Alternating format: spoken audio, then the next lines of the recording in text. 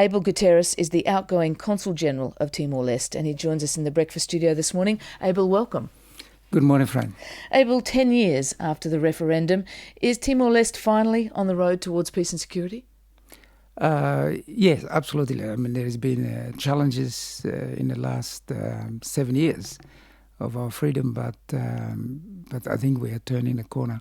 We'll come to the challenges in a minute, but looking back on those 10 years, and as you say, the 7 years of nationhood, what are the key achievements?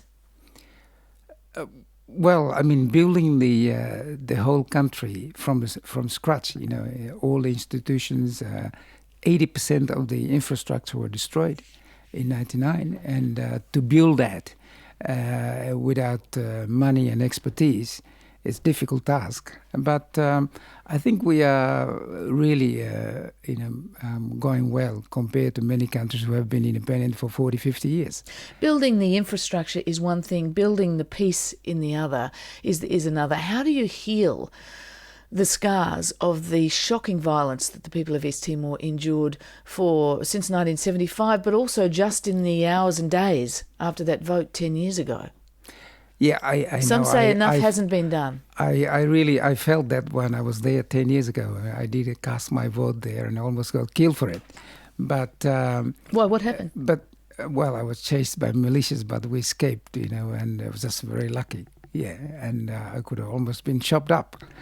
Because many of hundreds were, weren't they? Well, yeah, that's right. Yeah, but I think the healing process, it takes time. I mean, it was 24 years of people living on edge. And so it will take, that amount of time for healing to take place, and we are progressing with that now. And the major concern that government has now is how to really improve the livelihood of the people. And I will come to that. Development is the key issue here. Just before we get to that, though, because Amnesty put out a statement yesterday talking about saying that by choosing to avoid justice for the victims, because there has been very little legal repercussions for those involved in the violence, it's weakened the rule of law in both East Timor and Indonesia. That's a statement from Amnesty International yesterday. And others have said that, victims see that the perpetrators are not being held responsible for their crimes, and this has made them lose confidence in the legal system of the state. Well, I can understand that there are people who feel that justice has not been done. But then you have overwhelming of people who don't want to be prisoners of the past, and they want to move forward, because being a prisoner of the past, then you will never move forward, and therefore development will not take place. I mean, imagine if we have to confront Indonesia, that means that we'll be pouring in resources to military hardware rather than spending money on education and health services and food production. So it's a pragmatic decision when José Ramos Horta, who almost lost his life himself in violence just 2 years ago because your country is still not as stable as it needs to be, when he says let bygones be bygones. Yeah, I think that's reflective of majority of people in East Timor. I mean, almost every single East Timorese have lost a member of the families, and so it's not unique to only one or two people. It's almost everybody, but overwhelming number of people also want to move on, and this is why the government and the president is acting on that behalf.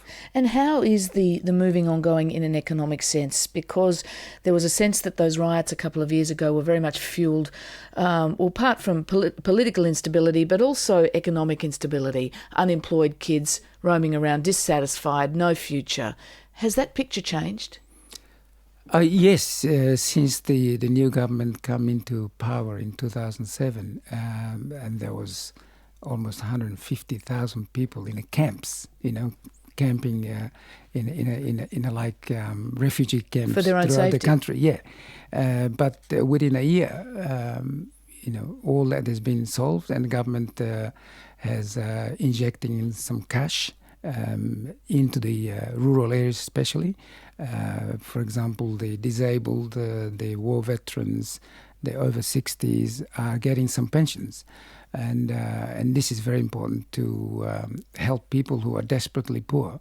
and the government is doing that process. And also, the government is trying to invest in various other sectors, especially in the agricultural sector, which majority of the people live on, and also investing in education and health services. And how is that going? I mean, I guess the revenues available beyond the aid money, which is considerable, there's also some oil and gas revenues that will be available.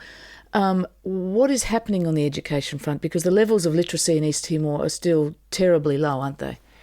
Oh yeah, I mean that's absolutely what we're trying to do. Government is trying to do is to spend the money in. I mean, education is the key element, and overwhelming population all demand for education. That means education at various levels, whether children's education, adult education. I mean, education to improve people's technical skills, to be able to produce food and do ordinary things that's necessary in everyday life.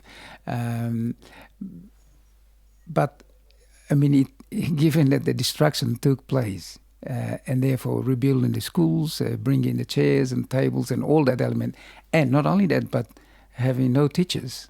At least 70% of our teachers are unqualified.